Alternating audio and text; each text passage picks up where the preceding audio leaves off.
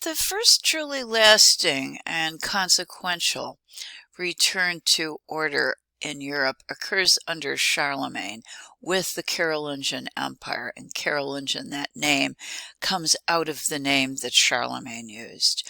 We're going to use the date of around 800. That is the date when he is crowned Holy Roman Emperor, and he is crowned by the Pope. This is a beginning of return to both political order and also a cultural revival as well. And it was based on the idea of a return to Rome. Charlemagne's intention was to revive Rome, but this time in the north, and it does signal a shift away from the Mediterranean to the northern portions of Europe. His motto, in fact, which is on the top of my slide, Renovatio Imperii Romani, was a direct reference to his goal to bring back the Roman Empire, and he saw himself as a Roman emperor. If we take a look at first the map on the left, you're going to see by the sword, this was created by conquest, this big chunk of territory here, essentially, all of the yellowish colored area, is Charlemagne's empire. The image on our right shows us a depiction, either Charlemagne or perhaps one of his offspring is shown as a Carolingian emperor, and it's figure 1112 in our textbook. And I think you can see that it is dependent upon the statue of Marcus Aurelius. At the time, the statue of Marcus Aurelius was believed to be a depiction of Constantine. So I think you can see what it is a Charlemagne or his successors were doing. They were returning to the ancient world of Rome for source material. What this also helps us to see is a kind of reminder of the mixing and blending that occurs during this period in history. We have, first of all, the Romans, and that would be referenced by the bronze statue, equestrian statue. Secondly, we have Christianity, because Charlemagne is specifically picking this source material because Constantine was believed to be the first Roman emperor to embrace Christianity. So we have a period that turns to the ancient Roman world. It is also a period that is embracing this new religion, Christianity. And then we have the third source, and that is the period of the migrations. Charlemagne himself is of migration stock. He is Germanic and he is tribal. He comes out of the generations following the migrations period that actually brought Rome down to its knees. So he maintains some of the tastes and the traditions of those migrations people. We have all of these things blending together, and that is going to be very visible, not just in this statue, but also in a palace chapel at Aachen, which we're going to see in a moment. For right now, if we take a look at the statue, I think you can see, although we are borrowing from the ancient world, and specifically borrowing a depiction of a Christian emperor, there's a difference. By the time we get to the Middle Ages, this early period sometimes referred to as the Dark Ages, the period of Charlemagne, we have lost much of the naturalism that was a part of the vocabulary of the ancients. So the statue of Marcus Aurelius is truly more lifelike. The horse is more convincing. The figures move more in space, and they engage the viewer more directly. In the Middle Ages also, we do not make true portraits. This is a rather generic looking image of our emperor in the Carolingian period, and in fact we're not really sure which emperor it is, whereas the statue of Marcus Aurelius, although based on a single prototype that was repeated, nevertheless indeed did reflect the actual appearance of that individual. In the Middle Ages, we simply don't do portraits. There is another factor, and that is the size of these. The statue of Marcus Aurelius that we've already looked at in the course stands a hefty 11.5 feet in height. This is a lot of bronze. The statue of the Carolingian emperor, however, is only 9.5 inches tall. Now that does reflect the fact that we don't have the remaining infrastructure that the Roman world had. We don't have the resources for bronze casting, but it also, again, reveals that we're turning away from very naturalistic depictions, which would be on the scale of being life-size, and actually entering into the space of the viewer. This is the Palace Chapel of Charlemagne, located in Aachen, Germany. Aachen is in the northern portion of Germany. This is a good case where we can see the blending of Roman, ancient world, essentially Roman and Greek, Christian and migration all coming together in one single space. For one thing, let's start with the fact that it is a Christian chapel, so we have nailed Christianity because that's the purpose of this monument, of this structure. So we have the Christian component. So now we have to look for the component that comes to us from the ancient world, of the Greeks and the Romans. For Charlemagne, of course, in particular, the Romans were very important. As you're looking at this, you should be looking at what is borrowed from the Romans and the Greeks. I think the easiest thing to see would be the rounded arches.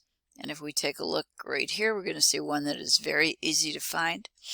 Those rounded arches, however, are not the only thing that is borrowed from the Romans. If you go on the inside of them, you're going to find smaller Roman arches as well, and you'll also notice that there are columns there. Those columns, which were used by both Romans and Greeks, so we're talking about the antique world in general, those columns are actually imported from Italy.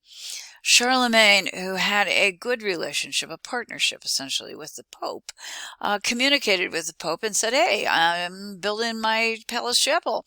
I'm doing it in Germany and I need some stuff from you in Rome.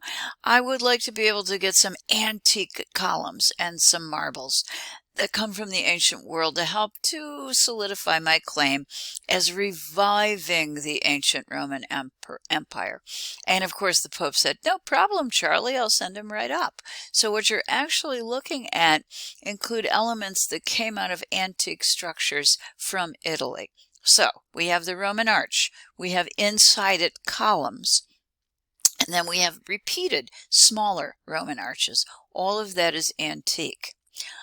I need also to add in the element of the migration's tastes. That Roman arch has been completely filled up and broken into compartments, and that should remind you of metalwork. In addition to that, the building itself is very strong and stocky and solid and compartmentalized. Everything is broken into its own section or division. So I'd like for a minute to have you think about metalwork because it is showing up right here. I'm also going to have to suggest that out of those three sources, Christian, Roman, and migrations, it is the migrations flavor that carries the day because in this building, just about every inch of the surface is covered with something. Okay, before we leave, this is the diagram, and it is an ambulatory or a walkway that goes all the way around the octagonal shape of the building. There are seats in the center, and at one end there is the altar zone, and then on the opposite end, which is the main doorway, the main entrance for this, on the upper level, Charlemagne had his throne located. That combination of the emperor's throne on one side and the altar on the other comes out of Roman prototypes. So what Charlemagne is doing, again, is borrowing from the Roman world, but it's also a statement that he rules this world while God rules the next. So they're essentially breaking themselves, separating themselves as emperors of the secular and emperors of the spiritual realms. These are interior shots, which I'm hoping will help you to see how the migration's taste kind of takes over. All of the surface is covered, including the tendency to use stripes in the Roman arches.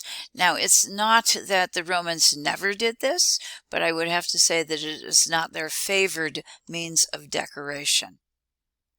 The richness of the surface here and the tendency to fill every inch of it, the strength, the clarity of the forms and the divisions, all of that's migrations.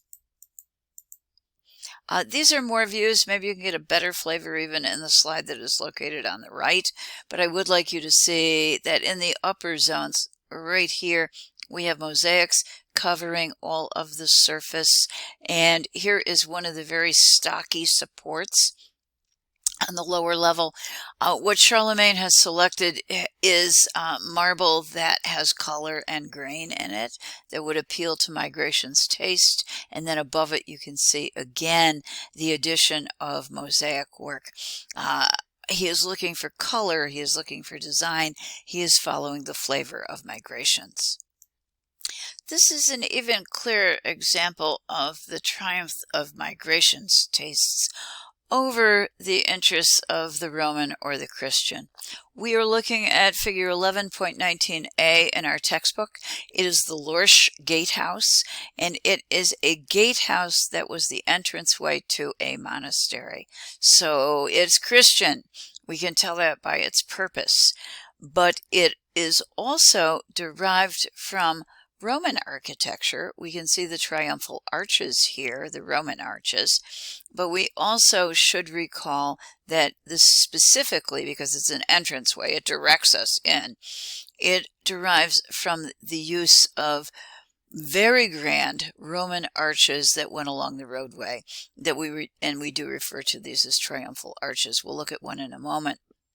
So we have the triple arches that were used by the ancient Romans. But boy, when you look at this, it doesn't look Roman at all.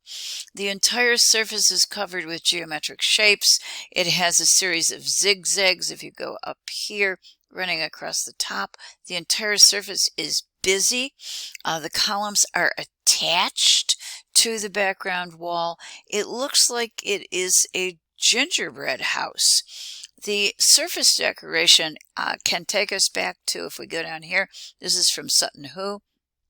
It's the shoulder ornament, and you can see the brightly colored areas that are placed with inside gold compartments. The same type of mentality is taking place in terms of the Lorsch Gatehouse. This is one of the prototypes, one of the potential sources for the Lorsch Gatehouse. It's the Arch of Constantine. It's the 4th century.